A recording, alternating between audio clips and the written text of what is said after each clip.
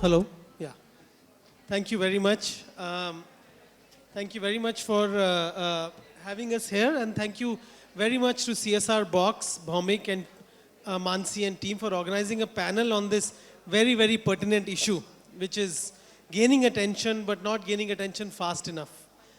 We know that now we are standing between you and lunch, so it means that we have to be especially more interesting in our discourse now to make sure that it's worth the wait for you. Without further ado, we'll just get started with the discussion. As we have already been introduced, we have a very esteemed panel here who each one of us in their own right, all the speakers here, have done some commendable work in fostering and furthering the idea of integrated landscape conservation, restoration, and we'll hear about that. Why is this such an important issue and why should all of us care? We all know, it's evident now outside when you step out of this hotel, you see the haze in Delhi, and we all know that India is, if not in the middle of, on the verge of ecological crisis at every step, wherever we go. 33% of our land is heavily degraded, 98 million hectares. There is going to be a revision to this figure next year, and is expected to be over 100 million hectares now. Most of this degraded land is agriculture land, but also urban land, built-up area. Delhi leads the charge, by the way. Delhi has 62% land which is degraded, where we're sitting right now. This degradation has come to haunt us in the form of dust storms leading to pollution. For the first time in many, many, many years, we've recorded now, owing to land degradation and climate change, a fall in food production. 6%, not a small fall this year, in the monsoon paddy. Food production in India is a disaster, right? We have to feed 1.5 billion people. We are 1/3 the size of China, and we have to grow. Half of our 600 rivers are now deemed heavily polluted by the Central Pollution Control Board. The actual figure may be higher. Climate change and ecological disaster is closer to home than we imagine. It means that the cost of procuring raw material for many of the companies that you represent are increasing. Agri-dependent companies, forest-dependent companies. It means access to water is very limited, which means cost of productions are increasing. If there is social unrest related to degradation, related to downfall in ecosystem, it affects all of us. There's a very interesting statistic that I want to share. With just one disaster related to flooding in Sikkim, in which that river project got washed away, insurance companies have increased premiums of all public infrastructure by 25%. Because they say that they are not responsible for unplanned ecological use of resources and climate change. So what does this mean? This means that conservation of landscapes, conservation of ecology is as important to your businesses as it is important ethically, as it is important socially. Otherwise, an ecological disaster could wipe away your top line. Forget about impacting your bottom line. It's also important to know that the landscape approach is not new to us. We are now responding to this as a Western discourse, but it's deeply rooted in our culture and tradition. You trace back to the Vedas, the Upanishads, the Ramayana, Mahabharata, even any Buddhism, Islam, any religion that you go to, and any cultural history of India, sustainable management of land was core part of our culture. Keeping forests alive, keeping agriculture land alive, grazing alive was part of what we did and how we lived. We need to reinvigorate this. With this background, I'm going to start our discussion now. I'll hand over to our panelists. To begin with, I'm going to request them to talk a little bit about their work and how they address this idea of a landscape approach. Looking at integrated management of social ecological systems and moving away from a siloed project approach. What does it mean? How have they imbibed this in their day-to-day work? And what has that led to in terms of impact on ground and also impact in terms of thinking of their organizations, their funders. So I'm going to start with my left side, and I'm going to ask Sarika to kick off the discussions with her response, and I'll request our panelists to keep it brief so that we can have a couple of other questions and then a discussion with others in the house who can benefit from the experience of my panelists. Sarika. Yeah, thank you so much, and pleasure being here to talk about our work on landscape approach. My esteemed moderator has already given you a context. I mean, situation is grave. It is very, very grave. We work on planet for people in one of the biodiversity hotspot areas in the world, the Northern Western Ghats, which is very, very important for India as it regulates the weather and climatic conditions for the country. 10 important long rivers originate and have catchment in this area, including the mighty Godavari and Krishna. Over 235 million people depend on water from these rivers for livelihoods and for life and food security. And as my moderator mentioned, that 30% of forests are already degraded. Some of the very critical biodiversity, flora, fauna, species, wildlife are endangered and on the verge of extinction. And situation is really grave, especially because of exacerbated climate change. And if we don't do something now, at scale and with speed, there's going to be a huge problem. So many million people would be further pushed into the vicious cycle of poverty, deprivation, and hunger, which we are already seeing. We believe at Raah Foundation that both planet and people, biodiversity and livelihoods can coexist and can thrive together not at the cost of each other, but together with each other. Our approach is to work on two pillars. One is revive and rejuvenate what is already degraded. Preserve biodiversity wherever possible, wherever needed, and create a nature-based or a bioeconomy to ensure that people prosper in harmony with their environment. We take an integrated landscape-based approach to our work, and our different activities include making the rural tribal villages water secure, soil and moisture conservation, contour trenching, contour lining of the farms, conservation of grasses, then preserving the fragile ecosystems or fragile land parcels, removal of invasive species, converting the barren land into enriched biodiversity, and biodiversity through plantation of native trees, encouraging and facilitating agroforestry and regenerative agriculture. And we do this through a very community-led bottom-up approach, where we work with women and indigenous communities to create stewardship, to build in sustainability into our program. We bring all stakeholders together and create a shared vision to build that healthy ecosystem where both planet and people live in harmony. Thank you very much. Now I'll request Vijayvardhan ji for his opening remarks. Thank you, Swapan. So I am talking about ITC's approach, or how we have approached the whole thing and what we do. I'll keep it brief. So at ITC means I am in the social investments, the so-called CSR team of ITC. What we have looked at is there are critical aspects or elements which impact agriculture and rural livelihoods. That's how we started. Of course, now it's also about urban when we talked about resources, but initially we started with that objective, strengthening rural livelihoods. That's what we were looking at, livelihoods of the communities.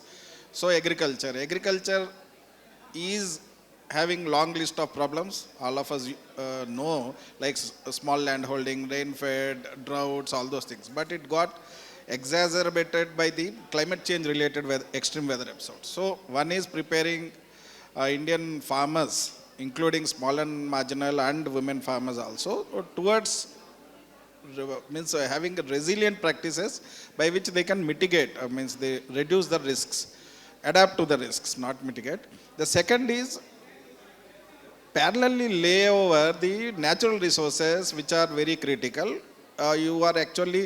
You should not have negative footprint. It should be a positive footprint. Means if it is water, positive water balance, both supply and demand. If it is a soil, having organic carbon at around 0.75 to 1%. These were the targets we set. And in nature terms, we had three things. One is, if there are forests in the catchments we work, protect those forests by reducing pressures on forest through fringe area development, and improve soil moisture conservation inside forest along with department. Outside forest, in the habitations, conserve all the village commons on the lines of biodiversity, which improves biodiversity but also provides fodder, fuel and food like products for the landless and small farmers, plus ecosystem services like pollination, predator hosting, water regulation, all that. So that is the thing. Third is having general green cover. It may be native species or it may be commercial species. So by these three, we look at like biodiversity and green cover is protected. So this is the natural resources management, water, soil, biodiversity, plus it is actually taking care of GHG reduction. While it is not the first purpose is livelihood, but it is taking care of that. So this is how we look at, and we work on a watershed basis, and many places we took it to the river basin level also. As the need has come up, we have shaped our program or took it to the river basin level. That's it. Thank you. Thank you very much, Vijayji. I think one important takeaway from both our initial speakers' comments is that a landscape is a continuum of different systems of management, right? That's production systems, conservation systems, habitation, rivers, forests, agriculture. There is an interplay of ecosystem services between all of these. Without studying that interplay and without managing that interplay, we cannot have sustainability at large. Like he mentioned, they look at a unit as a watershed, but within that, then they analyze how each one of these units needs to be preserved. And I think this is critical, because unless you do that, it's like leakages. You know, if you put pressure on one point to address it, the other pops out. And if you put pressure on the other to address it, the other pops out. You can have a lot of reduction of consumption of fuel wood, but then leakage from the forest happens. You know, there are many examples of this. So very critical to look at the unit as a whole. Now I'll request Namita for her comments. Thank you, Sapan, and thank you everyone who spoke before me.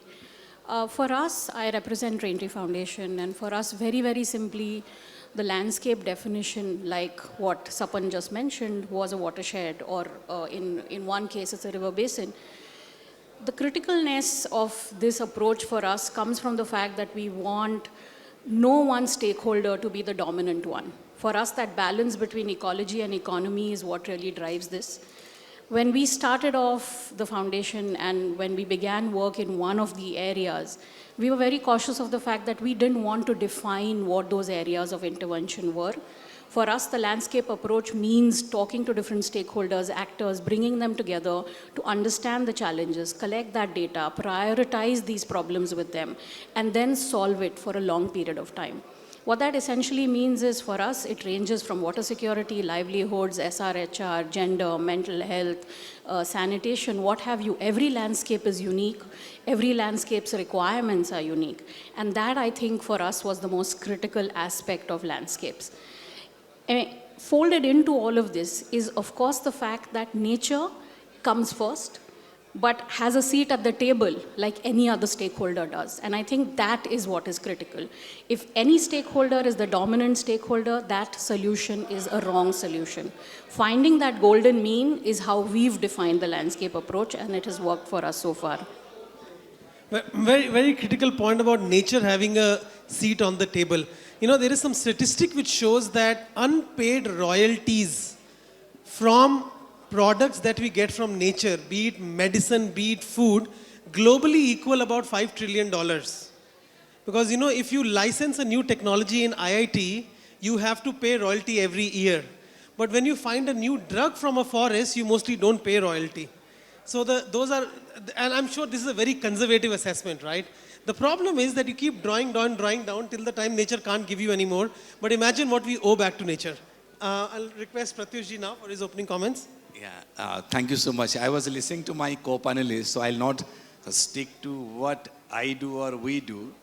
I'll remind you, this morning, Bhumik has released this report. Every year, I normally anxiously wait to see that report live. And based on our NGO partners' feedback, this time a survey from NGOs has been added on. You must have seen. And to everybody's surprise, to my survey also, the biodiversity, climate change related CSR expenses, fundraising was standing at number 2 in entire list. So any NGOs working on this line, and great days are coming ahead for sure. Coming back to the entire subject matter, it's pretty intangible. Anything goes wrong on climate risks related, pretty intangible. I'll cite 2 small case study. One, what is happening, and how, second one, how the solutions are coming out. Yesterday, after completing this session here at award ceremony, I was going to my home in Basant Kunj. On the way, I saw few migrant kids and all.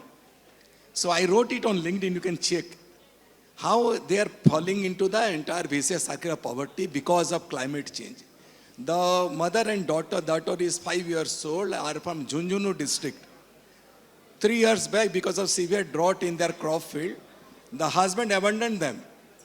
They migrated to others to this place. For last 3 years, they are on the street. The 5 years girl is every day selling on traffic jam, pen, kabhi cab, kabhi anything. Just to earn $200 per day, 12 hours a day. She was sleeping when I went there. When I wrote and imagine the vicious circle on that. If there is gender angle to it, everything. But core issues comes from drought-related issues. Nobody gave a heart to that. And it is in the South Delhi headquarter capital. When it poverty, and when I wrote it, the so-called middle-class people, some have started trolling me there. Kindly check that. So it is going to come to your pocket to your home. Today, it is today with their family.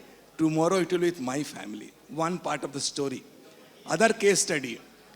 There are enough good solutions coming from the NGO sector especially, which corporate NGO need to put together and live a better life. I can name n number of NGOs. You can go and see. There is a stall of our ACES, Sustainable Green Initiative, led by Raah and team. In 5 to 10 years, they could achieve plantation of 6 crores. They've integrated into livelihood system. They're giving a quality of life. Fundamentals there is poor should not get poor solution.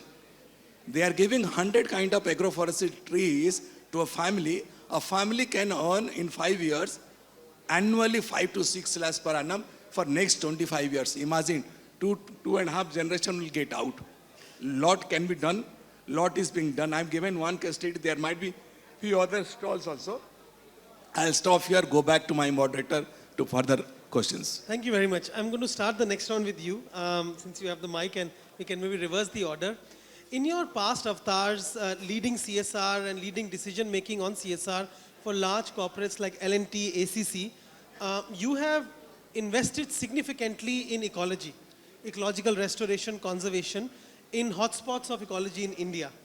Can you take us through the process that you followed for this decision making? How were you able to get the boards of these large corporates interested in ecology first? And second is, how did you design programs which were able to marry ecological conservation with social goals such as livelihood, community empowerment, etc.? So this journey started in my mind almost a decade back when I started heading the corporate sustainability also. So Sapan, what I did is, when I try to pitch out to my board and executive team, it is all bouncing out. So I was one side and the rest of the house is on side. I want on. So I designed training programs by talking to IUCN, and I am Ahmedabad. Training programs specially designed per board and all CSCO in my office. The moment this certificate comes with I am Ahmedabad and IUCN certificates, and in those 2 months' time, very unconsciously, I increased the level to a different level altogether. Thankfully, I always headed by the board committee CSR, by learned people, those were independent directors. And for the last 3 years, I did roughly 38-40% of CSR budget the moment approves. I keep it in the bucket called climate change and action. And then I ask rest of the budget, you do whatever you do on education, health, all those things. These budget not go isolation. I created design called IVDP, Integrated Village Development Program. So this budget will grow inside those programs as cross-cutting themes. So it cross-cuts across the school education, women empowerment, gender, livelihood, even into skillings and regenerative agriculture. This is how I got embedded, and my erstwhile employer, who I left LTI a year, week before, could able to reach out close to 1 CR in 2.5 years in plantation number wise. Forest conservation wise, 25,000 acres of deep forest conservation is still on, based of the NGO like AERF Pune. All those people came forward and started helping. And this has given hope to a lot of new NGOs started reaching out to us. Can you build up our capacity on this line also? That's the train going out. And it was not easy, but it's doable if you are deep into those things. Thank I you. think this is very important learning. One is, I would say, somewhere between building capacity and awareness of the C-suite, because I think that if you bring all this logic of why conserve, both from a business sense and ethical sense, people respond, and then finding the right champions. One more small addition. I also proved that by doing this, your bottom line will impact it in 2 to 3 years. That I have shown them when they conserve water inside, when forestry went outside for all those carbon neutrality requirement, water positivity by digging 1,000 points every year for 3 years. In 2.5 years time again, company become 2.8 type water positive on true value certificates. All that laurel started coming, and ESG rating all went towards gold rating for all our ratings. So that leads to access to better capital, better investors, but most importantly, integrating nature into your balance sheet on a normative, real basis, not on a notional basis, which is so true given today's day and age where resources are threatened. Namita, a slightly different take on the landscape approach. You know, there has been discussion around the idea that destruction in ecosystems can destroy communities, can destroy families. I think we see it around us. We see migration. We see the example that you mentioned just earlier about what you experienced last night. A lot of this is a consequence to the death of healthy ecosystems that people relate to. You in your work, we were discussing day before on a call, have also prioritized investments in mental health of communities in addition to conservation and restoration as a key intervention. What led to this decision? How were you able to push this through as one of the streams of work, and what sort of outcomes are you seeing? Well, other than the fact that our founders were very passionate about mental health, very early on when we began work, what we realized is that if we are looking at well-being of the planet, well-being of the people comes in as priority. We are looking at them as being change makers. We're looking at them as being custodians of that landscape. And in order for them to feel that way, you need to provide these support services that bridge the gap. It's a very difficult journey that you're expecting them to walk on. You're asking them to do things differently. You're asking them to do things outside their comfort zone. Sure, sometimes incentives in terms of payment for ecosystem services, so on and so forth, does help. But at the end of the day, a backbone of well-being for the community and for the individual, I think, is the most critical part. And that's why we blended it into our approach. And for us, what that has resulted in is a lot more passion and initiative coming in from the community. It's not a push strategy any longer, it's a pull strategy. They want this and we don't want to. It reverses the narrative. It makes your job easier, is how I'll put it. I think that a healthy, happy community is so linked to performance of businesses as well, right? Because social license to operate, sound workforce, and in addition, just relationship with the ecology is critical. Very interesting. Vijayji, having worked with you and analyzed some of your work on ground, ITC's social programs are able to make a deep link between agriculture investments for sustainability, livelihoods, and biodiversity. Now, I think we are all very aware or observant of the narrative that expansion of agriculture incomes or livelihood comes at the cost of biodiversity, usually, because we are used to the traditional model of monocropping, high intensity, so on and so forth. And a lot of talk around regenerative agriculture is deeply contested based on the viability of it. So how are you able to approach it? What are some of the models? What has been sort of a trade-off analysis, and how are you able to engage communities in these approaches which balance both? Thank you. So, Swapan means village commons restoration is one of the very big activity we do under biodiversity umbrella. I will take that example. So, village commons, we all know, encroached or degraded or they are not serving the original purpose, what they were supposed to do. So point is, who is losing out? We work with farmers, suppose, as agriculture, but farmers won't care for that. It is someone else. It is very small farmer, or they have more animals than the land, so they don't have fodder, or landless who have animal, or even in animals it is goat and sheep owners, and people who don't have either of them, but they depend on fuel wood, firewood, and other things, means even they collect these NTFPs and all as a livelihood. So that's where the livelihood component comes. Only thing, you should go to them. They are the people who will care about it. And when we actually started working with them, I will tell, in Rajasthan, we went public also. One case study we had in last sustainable report, 3,000 acres were released from encroachment by these so-called means poor and weaker sections. They actually have gone even till district collector office to get it released, only when they saw the benefit. It's not like as a goodie thing or a biodiversity enrichment or something. There is livelihood thing.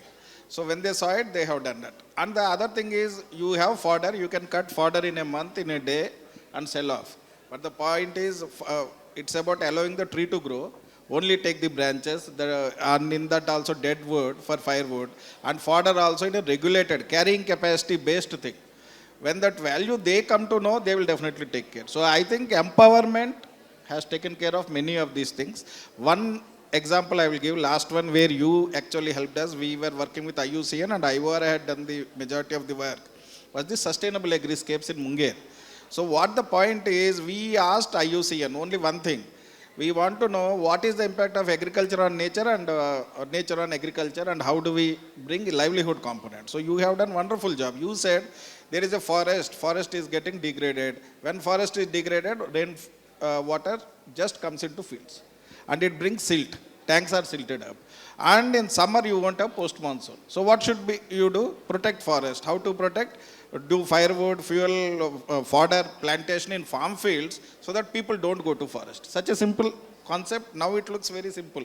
And we as corporate, we made it a templatized thing. We multiplied, we extrapolated. We are doing it now.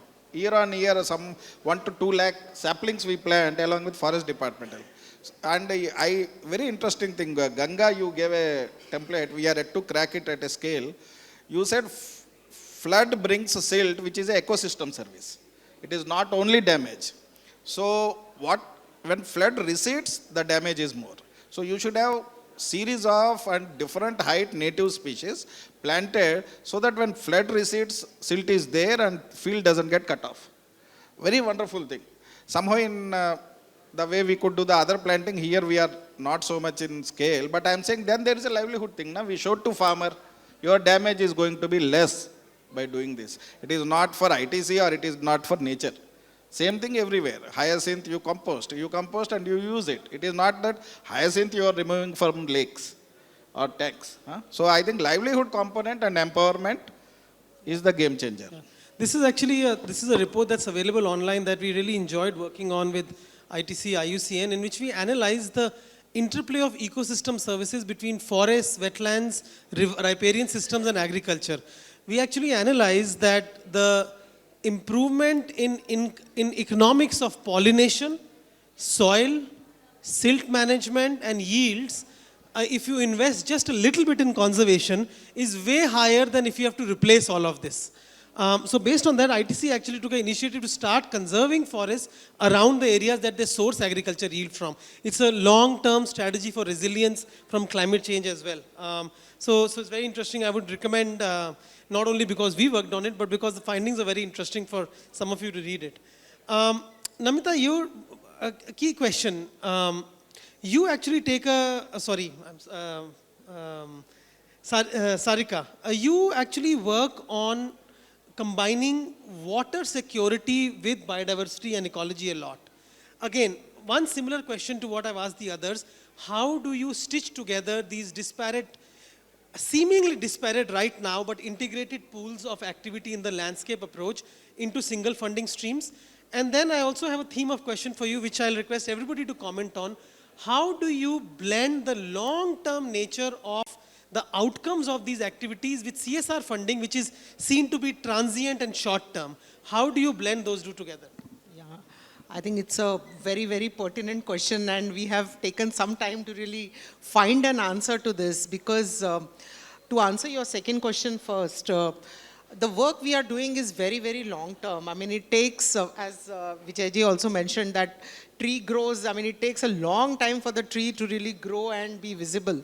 And destruction is very easy, but regeneration, rejuvenation is very slow, steady, takes long time, and also needs a lot of patience. So how do you really, and CSR funding, as we all know, is quarter to quarter and year to year, and a 3-year period to 3-year period. So how do you really blend the two is a challenge. What we have essentially done is really, while every year we work on between 1,200 to 1,500 acres, annually is what we are working on landscape through a landscape approach. We have unitized our work to as small as 1 acre. So that has made it very easy, and for every 1 acre of land parcel, we have very specific inputs, activities, outputs, and immediate outcomes, as well as the long-term impact, which is like a much more broader kind of an impact. So that has kind of made CSR funding more attractive. We have become attractive to CSR funding. And also what we have managed to do is this long-term that we need at least 6 years minimum for on every land parcel that we work on is divided into 2 parts, like 3 years each, phase 1 and phase 2. Phase 1 is really regeneration, and phase 2 is sustenance.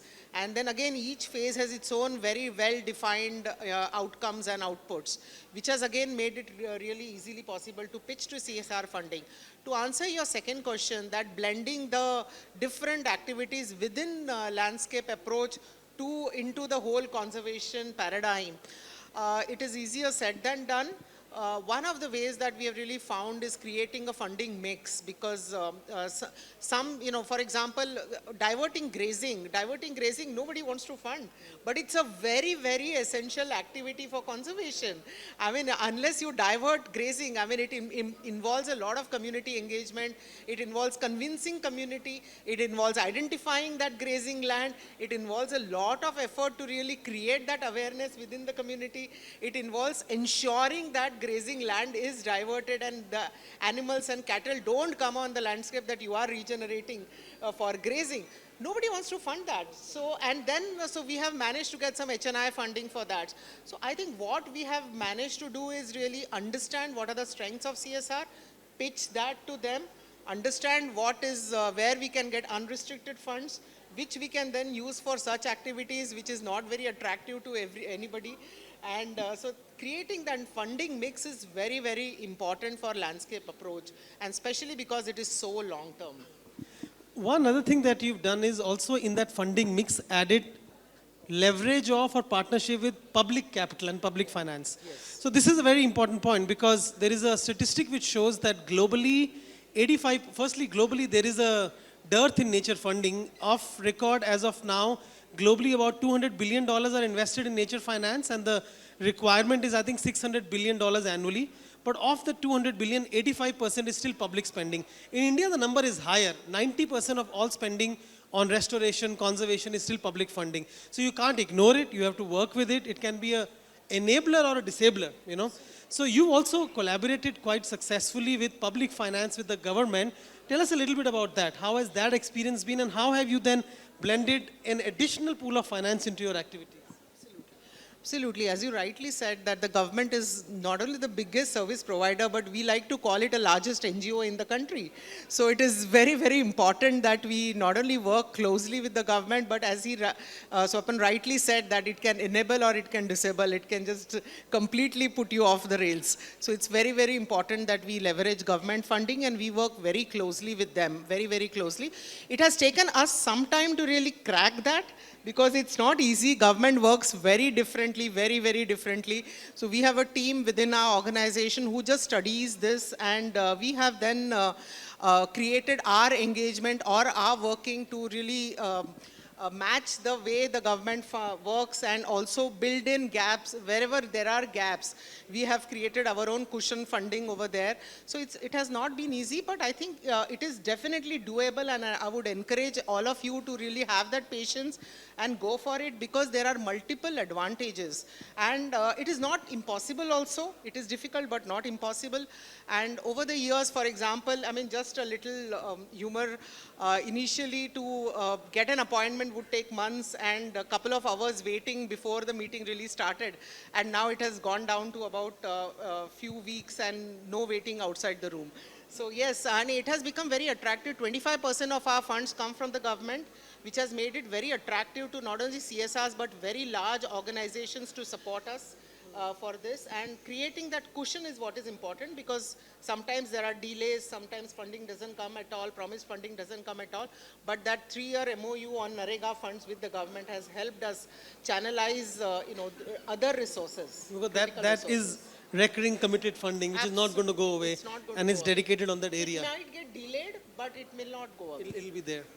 Vijayji, similar question for you. What is, firstly, how do you strategize and continue to support programs on a long-term basis, given the nature of CSR funding is transient and short-term? And also, how do you manage the interface with the government and, in fact, collaborate with them to get resources streamlined and jointly leveraged?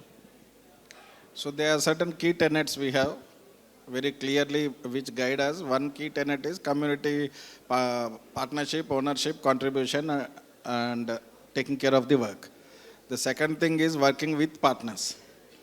Like all our programs are implemented by NGOs who are either expert organizations or grassroots organizations. Working with institutions, knowledge partnerships. And the very important thing is working with government, public-private partnerships. So we have 92 public-private partnerships signed till date.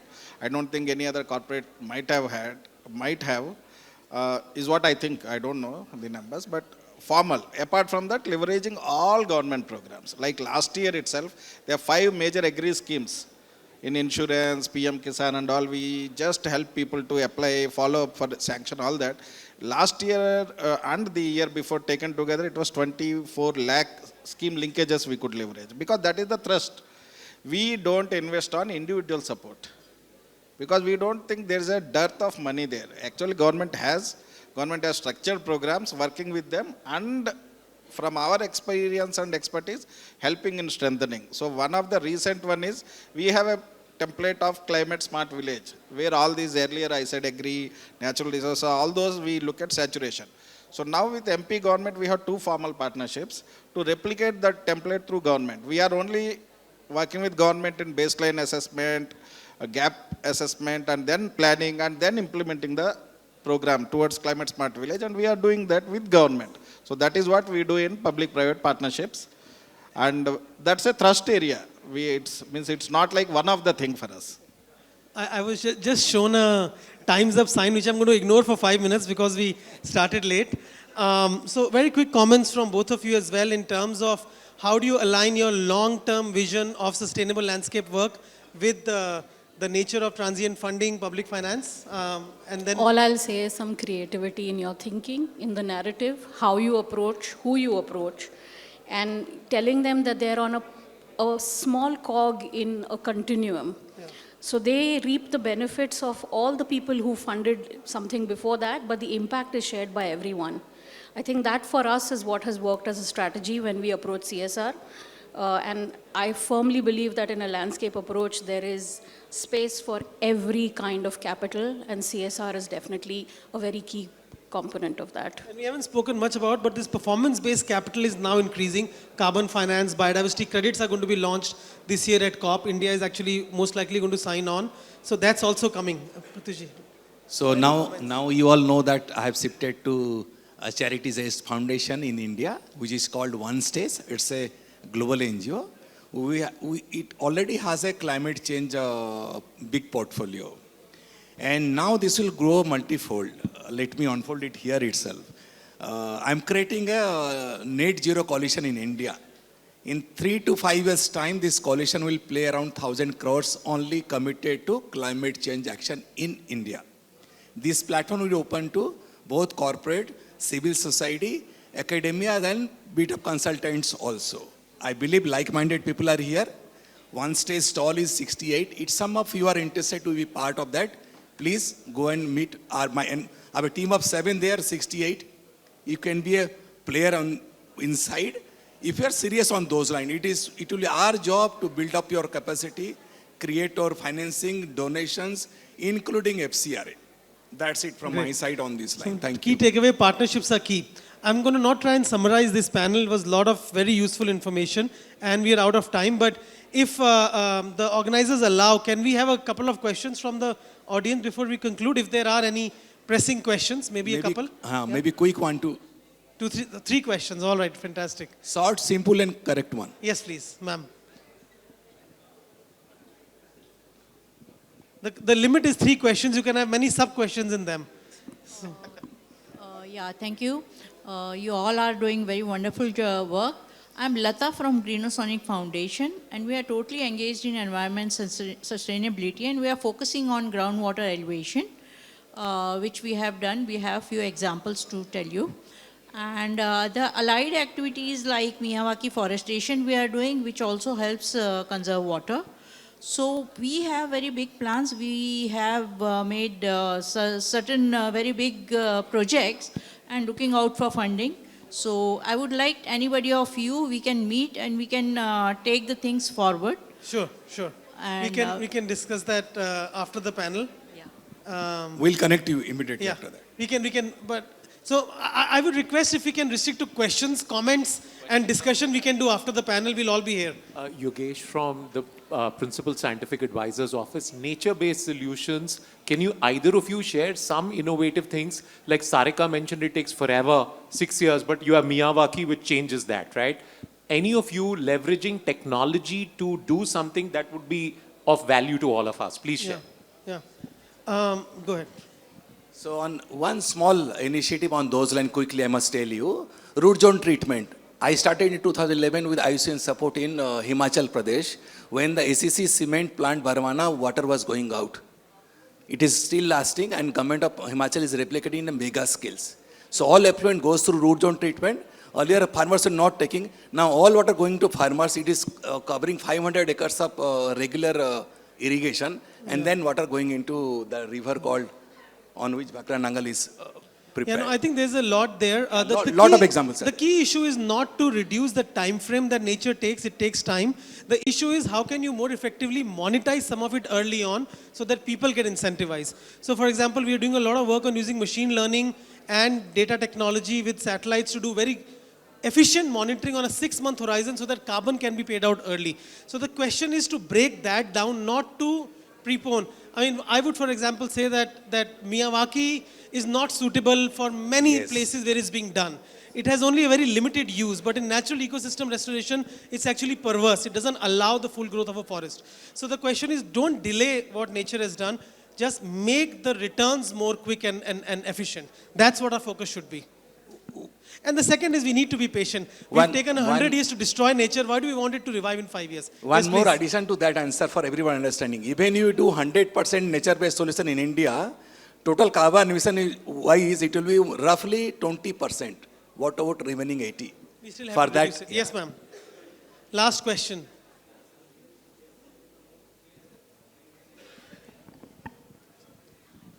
My question is, in every field we are talking about including the technology. So technology is also digitalization and creating a lot of radiations. So from all of you, I would like to ask, is it suitable to include technology in every field? Because I can see you all are connected to the natural ways of doing the things. So that's what I want to ask.